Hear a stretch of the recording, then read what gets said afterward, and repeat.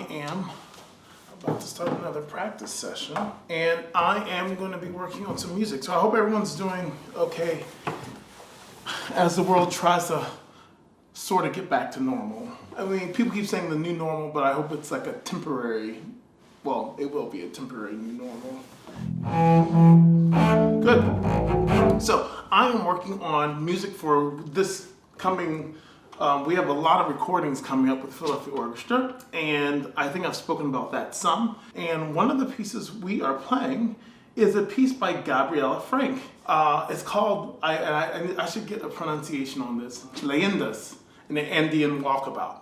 And we played 2 movements of this at the Mann Center for our kind of pre-concert to give people a sense of what we might be presenting, and that's been available on the Philadelphia Orchestra website. I hope you were able to get your virtual ticket to watch that. It was free of charge. These other concerts are going to be behind a paywall, but I can provide information on that down below in the description. So if you check that out, let me know what you thought, because we're all trying to get as much information as possible from people who see these videos to let us know how we're doing, what the rep is like, all that fun stuff. So, so I'm looking at this, and I'm looking at licks. So I'm actually in the 4th movement of Leyendas, and it's called Chasqui. And I looked it up. Apparently, it's like this. It reminds me of Mercury, the story of Mercury, like the messenger god. I believe this is folklore about a messenger person. So the music is quite spirited and light-footed, thinking about going from one place to the next. So it is very spirited. And in the middle of the piece, there's this part that says, Cana, looks like Cana, Q-U-E-N-A.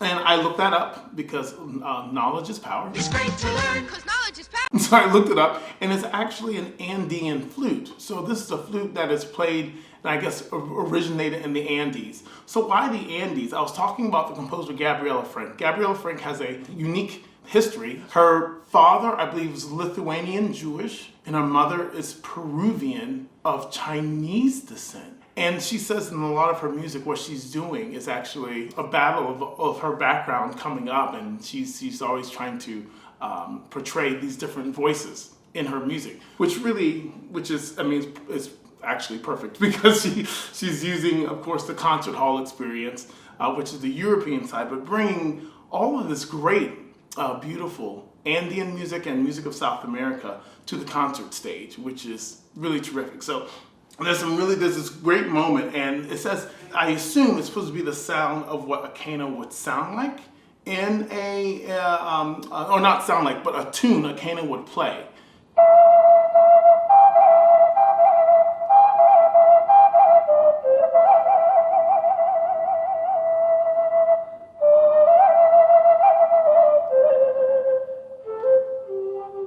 Yeah, so in that video, he talks about all the different, I guess, the techniques of the flute and the scale of the flute. And it's so neat, because even when he was playing, it sounds like there is a mode that this is written in. So that's basically it. So I'm gonna look at this, get this ready for work.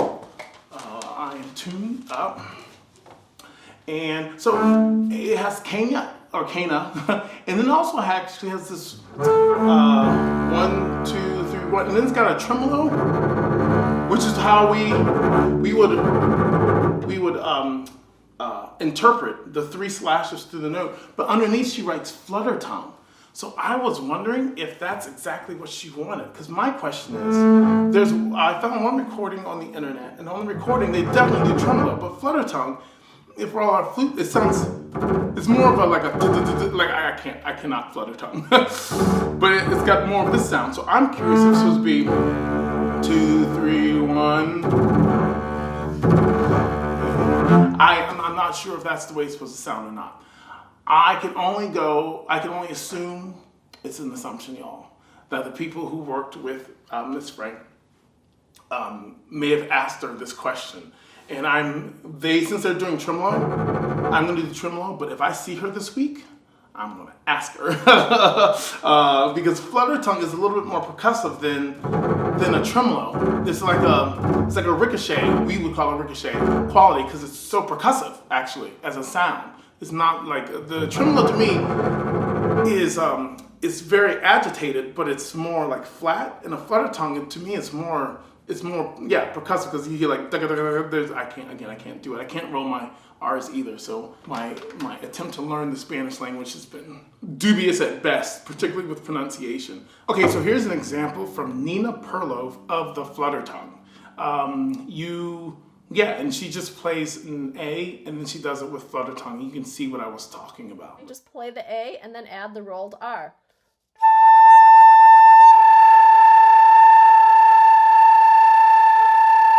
The important thing is to keep the air going into the flute. That's your flutter tongue. So, and you can notice you mentioned about rolling the R, because that's what it is. And I just can't, my tongue doesn't do that. But all this is important because whenever we're playing music, particularly contemporary music, we want to have a good idea of what the composer is talking about. Because when we play something like Mozart, we have a very strong sense based on traditions that have been passed down and what's been written down about how we should approach the music. Contemporary music is much more difficult because we don't know exactly what the composer is thinking. What's great about that is we can actually ask the composer. But the difference being is that generally some of these composers they aren't, while they might be working on it, they aren't quite Beethoven or they aren't quite Tchaikovsky. So we actually have to have more constant dialogue, and that's why if you play some contemporary music, the instructions of the music can be more lengthy than the notes that you're actually going to play. So another thing that got my attention in doing this excerpt is the bow distribution, because the bow distribution is not great. Bow distribution is basically knowing where we are in the bow at all times so that whatever we have to play after that, we can play in the most advantageous part of the stick. For example, there's this lick here in this excerpt. If I play that further out and I work my way up further to the stick, and then I have this long A, I actually run out of bow. So what I have to do while I'm playing, and this is hard and this comes with a lot of practice, is make sure I can work my way to the frog instead. So one, then it works out bowing wise, and I can be where I need to be. As I started to play, I realized that's a big issue in this because I'm not thoughtful about it. I find myself having to jerk around, and honestly, there might be a little bit of that still. But that's something else I thought of as to think about when putting together this excerpt. So let me play this little tune. I don't think I'm supposed to emulate a Kena. I think I'm just supposed to, or Kenna, maybe it's Kenna, the flute. I think I'm just supposed to, this is just a tune. Let's do this a little slower so we can get a sense of the time. That's probably good. Let's just reading this, get a sense of this. And above the music, she also writes singing.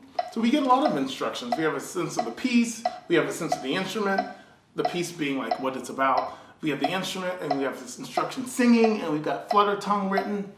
Lots of good stuff. Let's see. And having this, I know this is already a big tune in the piece. So it's a nice double bass cello feature. I believe in complete unison, so which is great. So on the cello, this is on the low side because this is their second to lowest, or third to lowest note if you do half steps. Third to lowest note, and that's the lowest note on the cello. It's this C, and they start here on this D. 2, 3. That's not right. 1, 2, 2.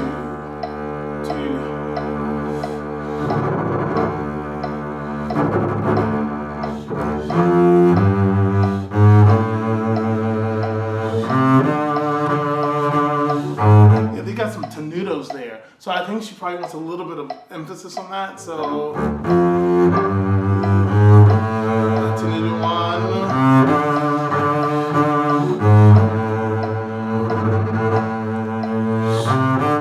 Accent.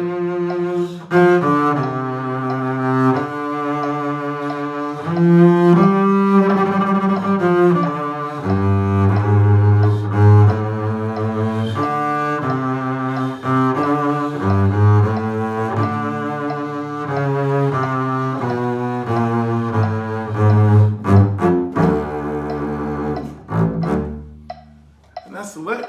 So as it gets colder and as it gets drier, actually the string instruments go sharp. And so when I was tuning, maybe that was my bass was going sharp. And now I'm just trying to bring it down. I'll go back to this movement. So here we go. 1.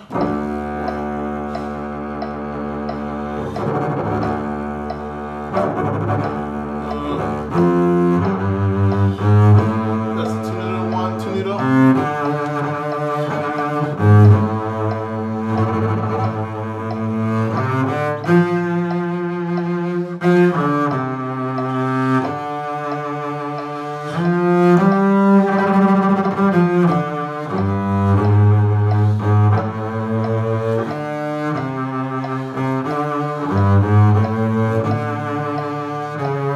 My screen's about to go blank, so.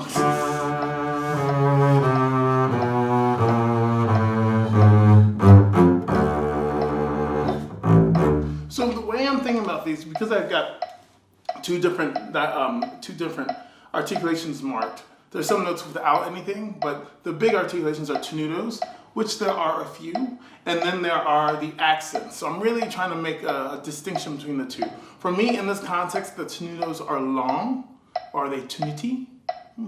Tenuti.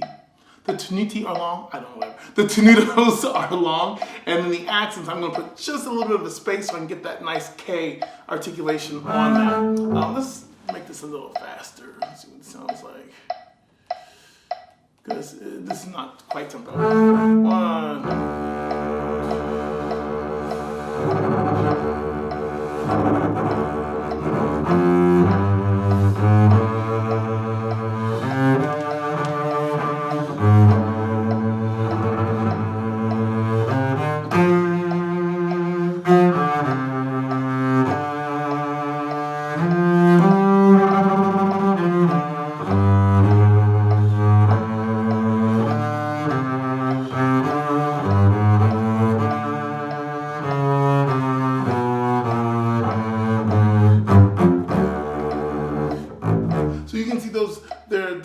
It's two noodles starting at this lick.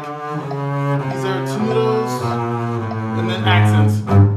So you said I just stopped the bow just before. Just so it's really, really clear. Not all accents mean you put a space. And as a matter of fact, I think there's at least one in here where I may not try to put and just try to get it by literally dropping the weight on the string and getting the pull. So there is no space. But what we do want is that note to pop out. That's the most important way to do that. Now I'll do this. What is the tempo on this? It is 152 to 160. So I'm quite slow. I'm going to go to 125 now.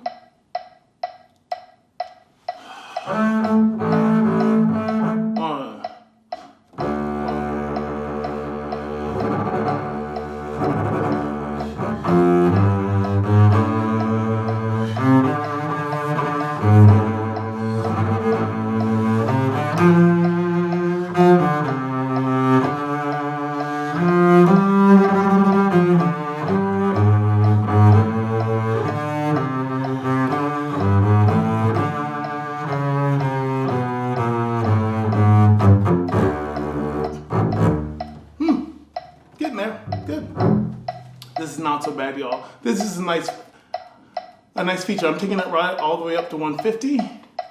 Nice feature of the cellos and basses. 2, 1, 2. So it starts off with a 2/4 bar, and then it's all in 3 after that. So.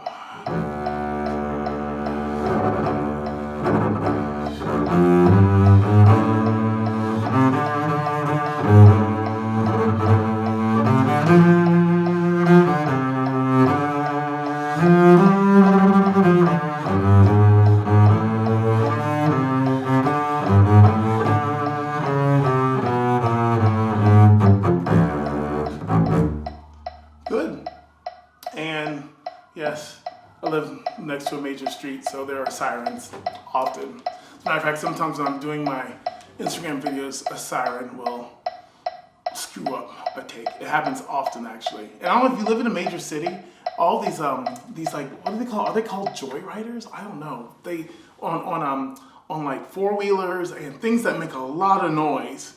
Apparently, it's been happening in big cities. There's people just going through. It's really, really loud. that happens all the time. That's just annoying. Anyway, I digress.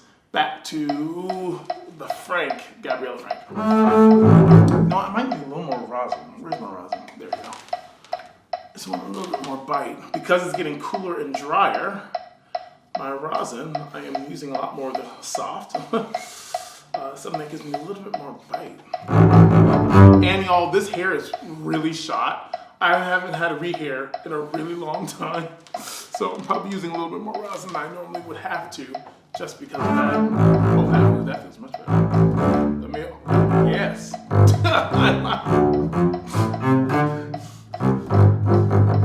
That feels great. Anyway, it feels like I haven't had that much rosin, because again, I don't play that loudly in my building, because if you don't understand me playing loudly in my building, just watch other videos. I just have neighbors and I don't want to bother them. Okay, here we go. Let's try this again. 1.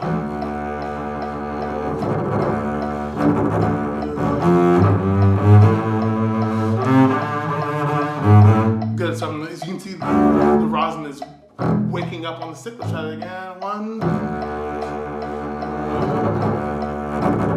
No. 1.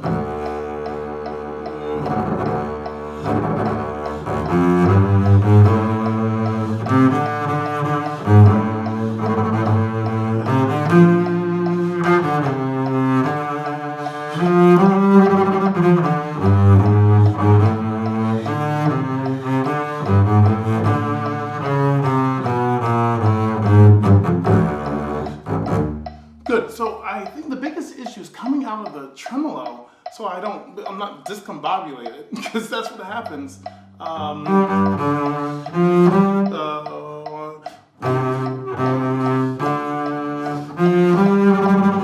Yes, it's trying to figure out exactly when to stop. So I could cheat.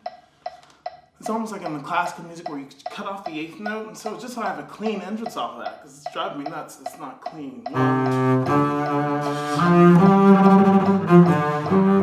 And it's not a great part of the bow. Something like that. I'll try it again.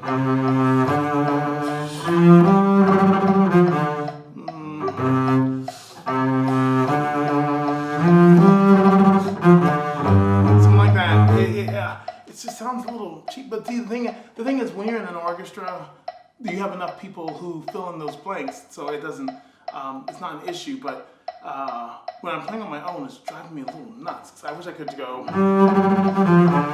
That was closer. That was closer. It's hard, but that was closer. If I play a little softer, it's actually easier. This is so hard.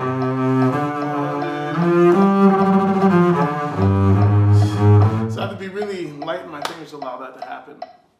So it's not the most complex excerpt in the world, but it is a nice feature of the cellism double basses. So I'm going to do my normal listen, because I have not listened to myself play this, and come back with comments and see if I'm ready to do this. Okay, so I just did a little bit of listening, play through, listen to myself, and there's some things I do want to adjust. I listened through a different speaker system. But one thing, in my angst, because on the recording, this part is very driven and it's very alive. So my vibrato is very alive to match that unison sound. The unison-driven sound is not supposed to sound like a bunch of like monks. It's much more driven, impassioned sound and playing. And I think in that, I feel like I might want to watch my vibrato speed. I have to listen to it on that recording and see if it sounded the same way. But when I backed off, that was better. And that was basically it. The motions, the gestures, everything I was looking for was basically there. And then the end, getting that A to speak. There we go. So I have to make sure I have enough rosin. I'm in the right part of the bow. Weight, speed, placement, those are the things we're thinking about. And I have to make sure I'm just right to get that. So that A really speaks it. Because every once in a while I would ghost it, which drives me bonkers. So,